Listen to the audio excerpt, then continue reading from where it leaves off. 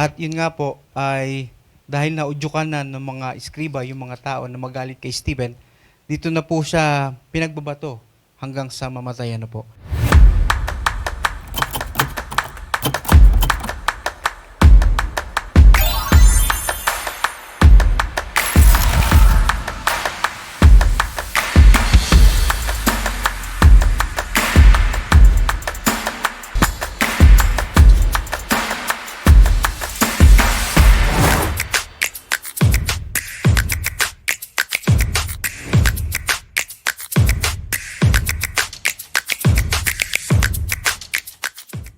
Kuya Alex, hindi na kita papupunutin kasi isa na lang na Bible character ang pag-uusapan natin.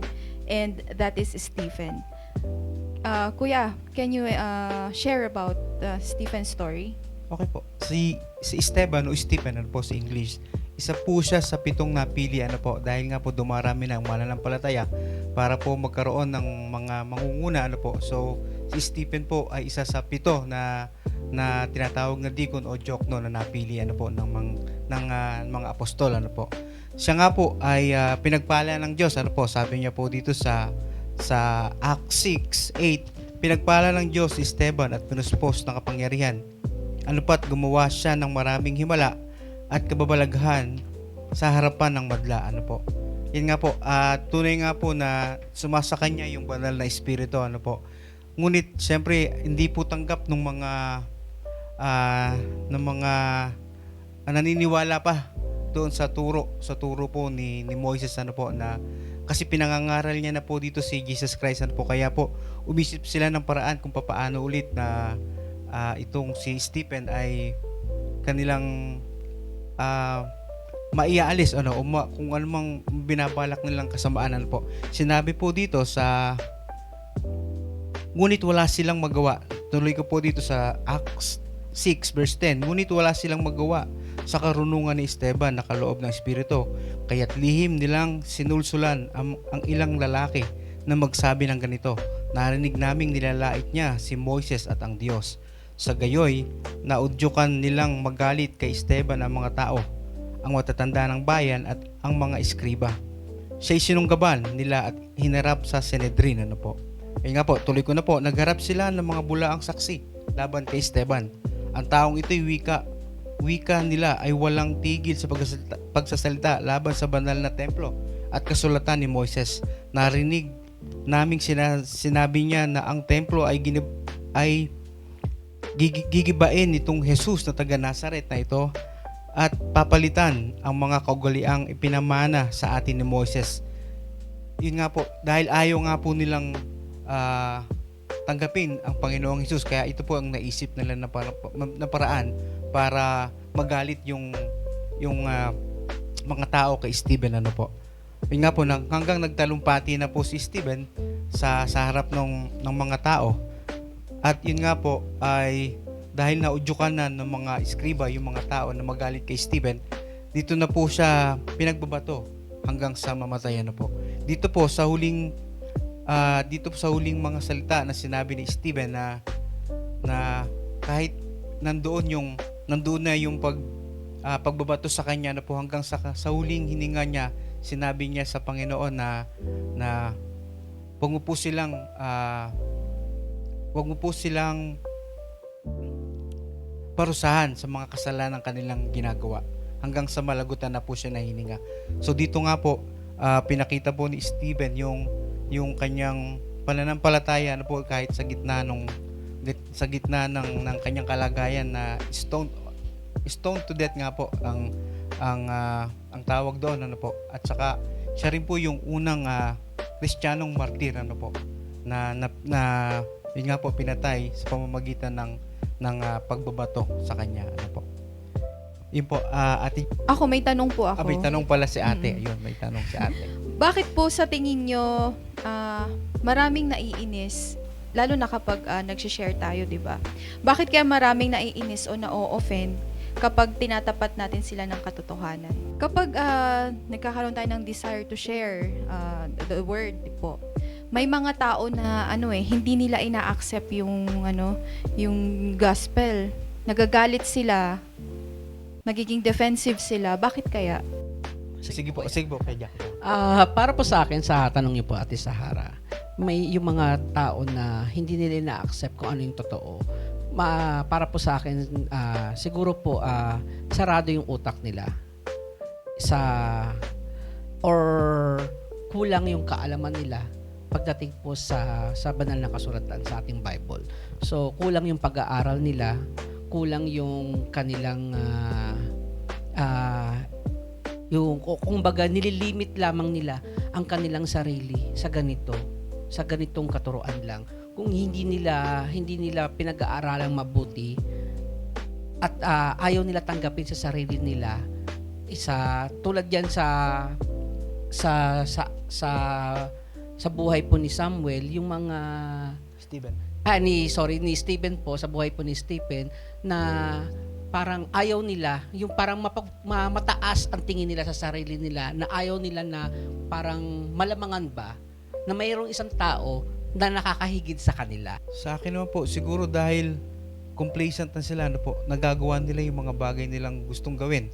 Kasi kung tatanggap pa sila ng bagong aral, which is yung katotohanan talaga, alam naman po natin, yung buhay Kristiyano ay hindi ganong kadali, but it's worth it po na sumunod tayo sa ating Panginoong Hesus. So, sila po siguro ayaw na nilang tumanggap ng iba pang katuruan dahil ang kagaya po na sa dati nating pananampalataya, dahil yung iba mga sagrado nakapadlock pa po yung iba. So, ayaw na po nila talagang tumanggap kasi nga andun yung mga pagpapagal, mga consequences na gagawin nila para makasunod sila po doon sa pagsunod nila sa ating Panginoong Hesus in a right way, po. At saka sabi nga po, ang tatay ko nung nabubuhay siya, sabi niya, huwag kayo magbasa ng Biblia kasi sabi niya, totoo po ito, nakababaliw daw po yun. So yun yung although hindi niya directly sinasabi sa amin na huwag niyong basahin yung Biblia kasi pagdating naman ng linggo, ginigising niya kami. Sabi niya, gumising kayo, samahan niyo yung mama niyo, magsimba kayo. So, sa Katoliko. Pero siya po, ayaw niya. Pero siguro dahil takot din siya, takot din siya na malaman yung katotohanan at takot din siya na hindi makasunod. Kasi naniniwala rin siya na yung absence nung knowledge ay excuse yun para sa kanya. Pero purihin ng Panginoon. Yun po, maisingit ko lang bago po siya kinuha nung bago siya namaya pa po ay tumanggap po yung aking ama. In addition din po sa sinabi po ni Kuya Alex po, sa present time kasi tayo ngayon di ba? Continuous learning. Hindi tayo yung iba kasi na nakakulong lang sa isang box. Kung anong sinabi, yun na yun sila. So, kumbaga hindi nila ine-explore maigi kung anong nakasulat sa banal na kasulatan. So talagang na napakahirap intindihin. Pero kung maglalaan ka ng time sa pag-aaral, ididubot mo ang sarili mo sa pag-aaral ng salita ng ating Panginoon, malalaman mo kung ano yung totoo, kung ano yung sa past at kung ano yung totoong nakasulat sa ating pong Bible. Ate Sara, yung tanong niyo po kanina na bakit hindi tinatanggap, bakit nagagalit pag nakarinig ng salita ng Lord. Kasi I believe na it is still the work of the Lord na i-open ang ating mata, i-open ating tenga para maintindihan natin na ating naririnig at nababasa. Kasi kung tayo lang, talaga ang tao ay i-reject ang Panginoon. Kaya po nangyayari na pag mayroon tayong sinisharean, sabi nga, it is not our responsibility na maniwala sila. Ang trabaho natin is mag-share. It is the Lord who will give them the wisdom. It is the Lord who will open their ears para maintindihan nila. Pag nagbabasa sila, maintindihan kasi ang Holy Spirit will work in them. So, Meron talagang magre-reject until na i-open ni Lord ang kanilang ears, eyes. At kung nakarinig na sila ng salita, doon palang maiintindihan, doon palang ma-appreciate. So, praise God sa ganong situation na nung nakarinig tayo ng salita ni Lord, na doon ang mercy ni Lord, ang pagmamahal na inopen niya. Kasi kaya niyang kaya niyang panatilihing close ang ating kaisipan. Wala tayo dito noon kung ginawa ng Lord na yun. So, kailangan natin ipagpasalamat na gano'n ang nangyari, na hindi niya tayo hinayaan na manatili doon sa kadiliman. Kasi alam naman natin, kung wala si Lord, it is darkness. Kasi the Lord is light. So, yun, napag-pray na lang natin na kakain ating mga mahal sa buhay na i-open ni Lord kanila mga kaisipan sa salita niya. Thank you, Ate Jen. Ngayon naman po that we are living on the present day, syempre yung stoning, it doesn't apply na, di ba? Hindi naman tayo pwedeng mambato na lang basta-basta ngayon, kundi ipapapulis tayo. Oo. So ngayon, paano ko siya i-connect? Ngayon, online, di ba? Ito yung sinasabing we can be stoned with words or online hate. Diba? Meron yung iba kasi ginagamit nila yung reels to evangelize. So, kung titignan mo yung comment section, grabe ang online hate sa kanila.